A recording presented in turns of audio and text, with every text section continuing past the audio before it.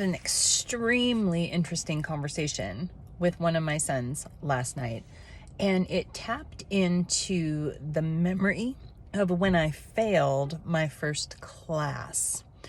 It was back when I was in high school, and I loved science. Loved it. Loved the periodic table of elements, loved decoding chemical formulas, loved balancing equations and dissecting things and learning about physics and biology and all the things. Loved it. So how is it possible that I got an F in 9th grade biology? It was such an interesting conversation because as I was explaining this story to my son, he's like, aha, I knew you loved science. I go, I've always loved science. I loved learning about the weather and space and bugs and cells and DNA and genetics, all that stuff. I loved it. And then it occurred to me, why did I fail biology? And so going back to my 9th grade year, I was in this amazing hands-on biology class, and we got to do a science fair project. And I'm one of those people that when you give a blank slate to, my mind doesn't just go blank, but it paralyzes me. I can copy anything. I have one of those artistic abilities that I can look at it and draw it. But a blank slate, a white wall, or an open canvas to do anything that I wanted for a science experiment, a science fair project, it was too much for my brain.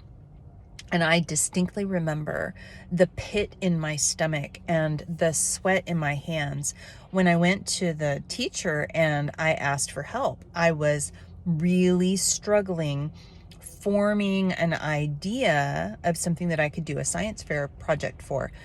And I can remember it as clear as day when he told me basically, it's your project. You have to come up with a question. That's it. And I never got over the hurdle. I was never able to come to an idea that could form into a project, which means I didn't complete the project and I failed the class.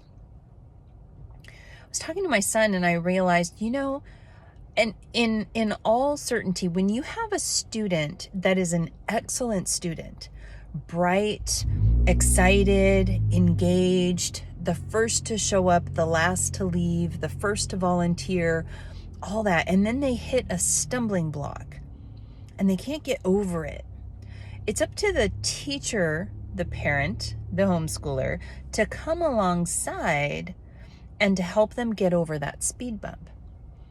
The failure wasn't that I couldn't come up with an idea. It's that I had asked for help and didn't get help. You got to remember that kids don't care what you know until they know that you care. That moment that the teacher dismissed me and told me that it was all on me, which it was, but told me that it was all on me and never offered me help. He went from being one of my favorite teachers to being the class that I dreaded to attend. The lesson in homeschooling is that sometimes your kids are going to rock it. They're going to be so excited and so engaged and so wonderful, and they're going to be so eager to learn. But there are going to be things that are going to cause them to stumble. They're going to be confused. They're not going to know what to do next. And just looking at them and telling them, figure it out on your own, sometimes may be the right thing. But more often than not, they're asking for help. They're asking for you to come alongside them and help them get over the speed bump. Had that teacher helped me get over the speed bump, I would have not failed that class. Now, I've gone on to learn all sorts of things. And when I look all the way back through my own personal educational experience, I can see the difference between working with people that saw me and cared about me and encouraged me to move forward versus the people that disconnected and said, figure it out on your own. And the people that gave the attention, they got the best of my experiences. They got the best of my effort. And the people that dismissed me got dismissed. And if it meant I failed a class, it meant I failed a class. And your kids are the same way. If you're engaged, if you see them, if you respect them, and if you come alongside when they're wobbly, they're going to rise. They're going to increase their effort. They're going to be totally engaged. So here's the challenge. Watch your kids. Sometimes they're going to be fully engaged and excited and all in. But when you see them get really confused or frustrated or hit a hurdle that they just can't get over themselves, don't be afraid to come alongside them and to give them the support they need to get over this speed bump. It can make the difference between them moving forward and bringing you with them or disconnecting and leaving you behind. It's a no-brainer, but I need you to understand that it is a choice that you will need to make.